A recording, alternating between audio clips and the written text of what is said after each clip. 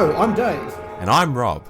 And welcome to episode 14 of The List Makers, where today's topic is top 5 guest stars. This could be wide. This is, of course, our monthly mini podcast from the Doctor Who show. We're taking a top 5 topic. We're creating some lists with our top picks. We're going to go through each of them without interruption and then compare our lists. We're going to have a bit of a chat. Very loose, very fast. Welcome to our 14th episode. Rob, are you good to go? I'm good to go. I've got 5 guest stars and about 7 runners-up, Dave, so I've got loads to talk about. Look, I've got 6 and a runner-up, so yes, we have got loads to talk about. So it's my turn to go first. I will dive in. Yes. And I'm going to dive in and start by saying this is a broad topic. You could literally have thousands of picks if you wanted to. I set myself some very clear criteria, which is the person in question had to be a name, and not just that they had a name, but they are a name. They are that's that guy or that's that person.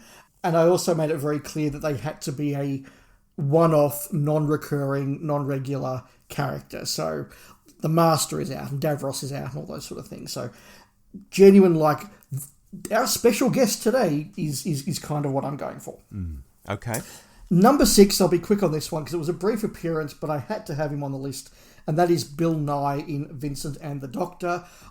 Although it's a very small role, and that's why I didn't really feel I could put him higher on the list, this is more than any other guest star in the show, the moment of, wow, they got him.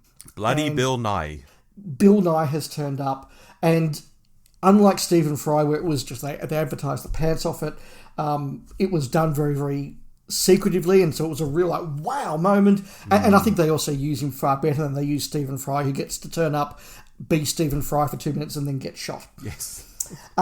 We didn't say before, Rob, how many snaps do you reckon we're going to go? We've both got long lists. Does that mean more snaps? Oh, if we include my extras, yeah, we'll have snaps.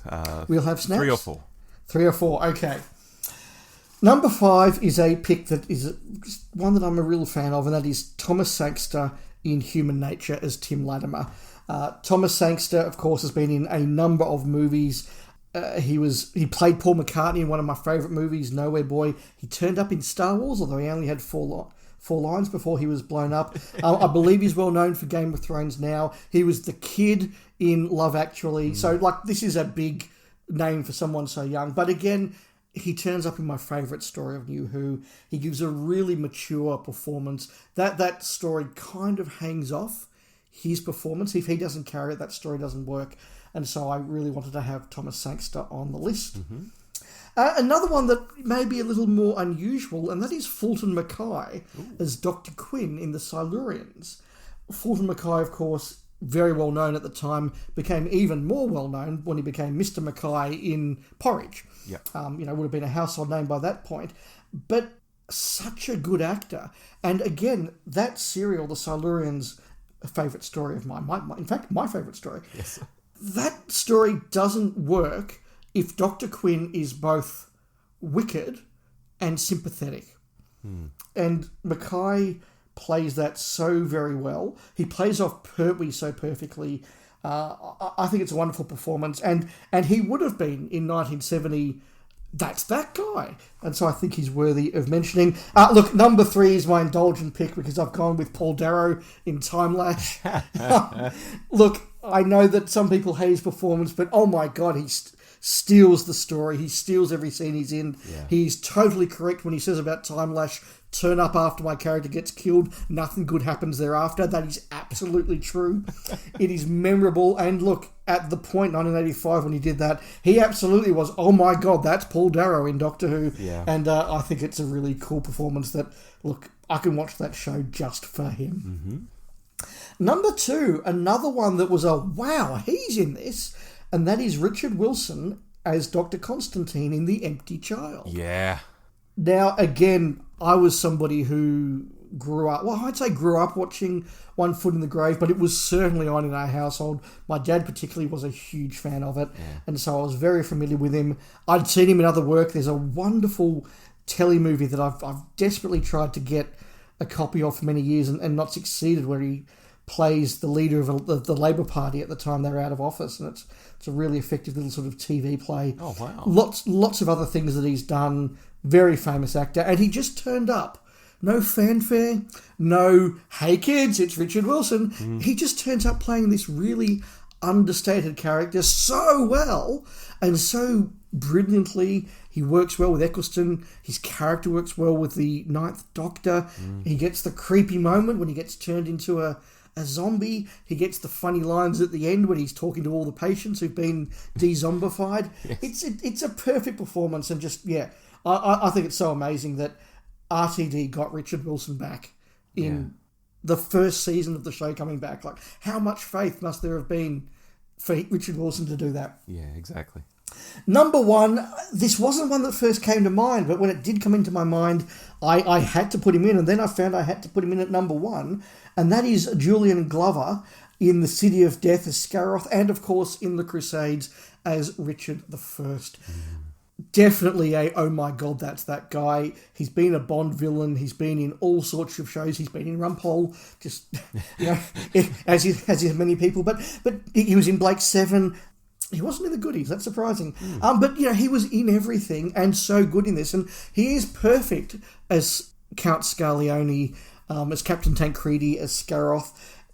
Just that way he can flit between effortlessness of humour, just relaxed and understated wickedness and evil, his engagement with the Doctor, the way that he plays off Tom, and Tom at his most gregarious, and he underplays and balances that so perfectly, his relationship with the Countess. It's a wonderful, charming, funny, clever, scary performance. It's so good, and he does the same thing 20 years before as Richard I in The Crusades, where again, he's a powerful performance. He goes toe-to-toe with Hartnell at his peak.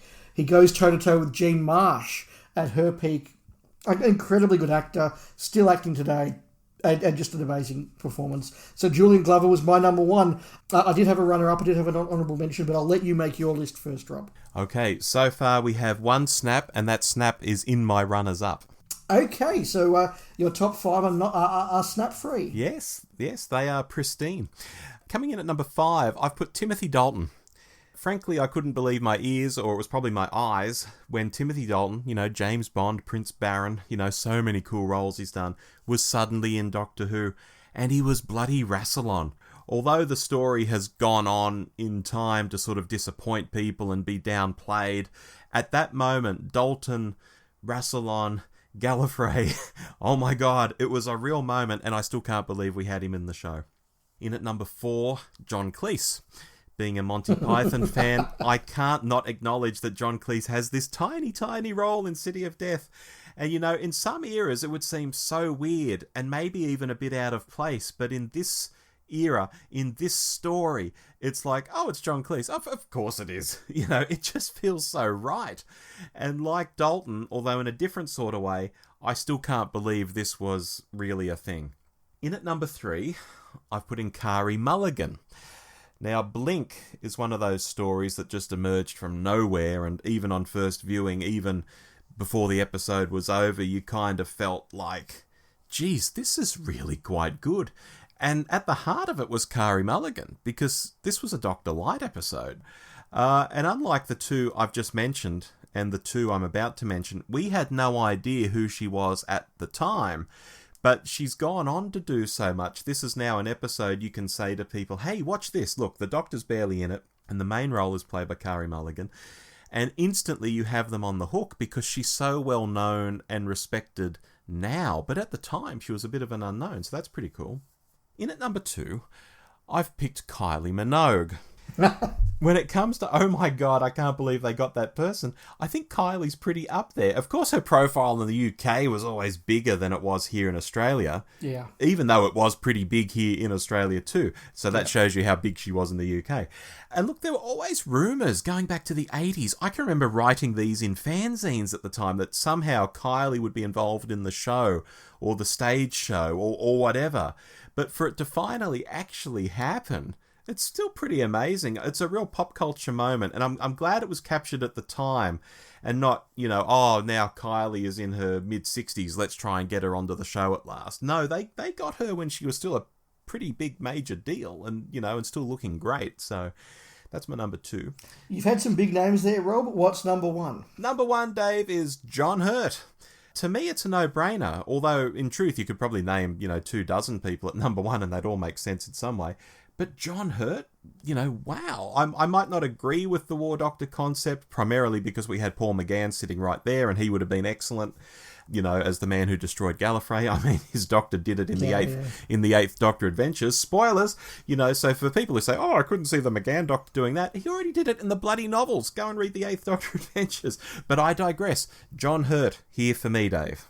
That's a really strong list. Look, before we talk about each other's lists, I'll just throw a couple of my honourable mentions out there. The one that I couldn't quite squeeze in was Peter Butterworth as the monk. And not because it wasn't a great performance, not because he wasn't a big name, but because he was never a big name for me. I have learned that Peter Butterworth was a big deal in the 60s, but I didn't really live that. And one that just came to mind when you mentioned John Hurt is, of course, Derek Jacobi. Yes. And indeed, Brian Blessed would be another sort of big name that was out there, because I guess I'm now just listing emperors for my Claudius, and George Baker as well. So yeah, look, some really good names there. Who were your honourables, Rob? My honourables were Stephen Fry. Yeah. Andrew Garfield. Of course, yes. Bill Nighy, there's our snap. Yep. Ian McKellen. Only in a voice, but he did the voice of the Great Intelligence. So he did, yes. Yeah. Olivia Colman, and she's in everything. Anthony Head. And Helen McCrory for the Peaky Blinders people. Yes, Polly from Peaky Blinders was in Doctor Who, Helen McCrory. Yes, Anthony Head was definitely a big one that I was a big fan of, and that could easily have been on my list. So, yeah, some interesting ones there. And interesting, Rob, that I think your picks are very reflective of who you're a fan of, and I think my picks probably are very reflective of who I'm a fan of and who were sort of big resonating deals for me. Look, I totally understand that Timothy Dalton is a big deal, but I've seen half of one of his Bond movies, so it wasn't personally a big deal for me. It's like, oh yeah, he's a big name, so that's really cool. Surely you've seen Flash Gordon though, Dave. Oh, like 40 years ago. Oh my God, it's time for a rewatch, Dave. Yeah, it probably is. Kylie Minogue, yes, a big deal, but again, by the time she'd left Australia, I was probably only about 9 or 10. And again, sort of you being that few years older, I think makes a difference there. But yeah, look, a really strong list. What did you make of mine? Oh, look, I think your observation is quite right. When you started listing some of these people, I thought, oh yeah, they're from shows that Dave watches. Yeah. Yeah. Look, Bill Nighy was our snap. So let's drill down on him. It is only a small role, but Bill Nighy had been, well, he still sometimes is, put up for a potential Doctor. Yes. So that was always the surprising thing there, that this guy who could have been a Doctor was in the episode. And as I recall, was he dressed like Matt Smith? Did he have a bow tie? I think so, yes. I think he did. So it was almost riffing on him looking like the Doctor, if I recall. Yeah, and some of these cameos, I think that you probably can count him as a cameo, although there were a couple of scenes and they were the most important scenes in the story. So I think that elevates him. As I say, it elevated him above Stephen Fry, for example, for me, for those reasons. But they would be so easy to do because they're just such good professional actors. I remember, although it's not Doctor Who, seeing Ricky Gervais interviewed about all the big name celebrity cameos he had in the show extras. For example, you get Samuel L. Jackson and you've got him for half a day and you've got to get through 3 or 4 scenes. Mm-hmm. And they'll go, right, Mr. Jackson, okay, we're set up, we'll do it. And they do a take and they just go, that was perfect. Like Samuel L. Jackson is there giving a pitch perfect performance and Ricky Gervais is standing behind the camera going, I guess we go again? And the same when Robert De Niro turned up and they had a big scene and Ricky Gervais is going, okay, you need to do this a bit better, you need to do this better, and Robert De Niro comes up and goes, was I okay? Yes, you were perfect, yeah. You were fine. And you could imagine Bill Nighy, turning up and just giving that speech and just the director going, I don't have to do anything. Yeah. Point a camera at Bill Nighy and just let him give this dialogue. Yeah. You also mentioned Julian Glover, who'd been in Doctor Who twice, but did you know he almost made it 3 times in the Doctor Who? Ooh, that rings a bell, but remind me. Orsini in Revelation of the Daleks. Really? Yeah, he was considered for that role. Oh, I'm glad he wasn't, because John Gaunt must be so much better for that role. Like, he just became that role.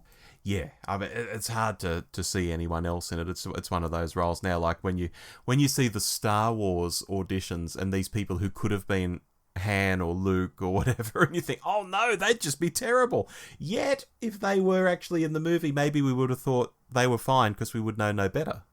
Yeah, absolutely. And look, John Gaunt is another really good example of what we were talking about, in that I now know that John Gaunt is a big name, and he'd been the star of series and all the rest of that. But I never saw him in anything else until around about 2000, when he was in the sitcom with Penelope Keith. What was it called? I can't even remember. I can remember the opening titles, and I can remember the premise, and I remember enjoying it. But you know, I didn't know about all the big things that he'd done in the 70s, so it was never like, oh wow, that's that guy. It was just, he's just a guy, and then you later go, oh, he's a big deal. Okay. Yeah. Oh, look, it's the same with a lot of these British actors who turn up not only in sitcoms and all sorts of strange stuff through the 70s and 80s, but to go back to Glover, he's General Veers in Star Wars. Yes. He's Walter Donovan in Indiana Jones and the Last Crusade. Yes. You know, he's in a Bond film, and I can't think of which one it is, but he is in a Bond film. He's in a Harry Potter film, you know, and it's like, oh my God, you know, any fans of just those movies or franchises, to know he was also in Doctor Who doing this stuff might blow their mind. Yeah, absolutely. The one that really interested me was John Cleese, because it is one scene, and it's a small scene, but as you say, it is quite a perfect scene. I mean, John Cleese turns up delivering Douglas Adams dialogue. Yes. As Tom Baker walks past with Eleanor Bron. Like, yes. How incredible is it that happened? That's why I say it could only happen in this era, I think. Yeah, and literally just like, they're next door. Do you want to come? Yeah, sure, okay. Yeah, it's so wonderful, and I do agree with that comment on the City of Death in the Discontinuity Guide, famously, that says this show is absolutely perfect. Just when you think it can't get any better, John Bloody Cleese turns up. Perfect. It's true. Yeah, absolutely. So we have kind of, unusually for us, approached our lists in very, very similar ways. I think we've both gone for special guest star. Yes. Yes, very much so.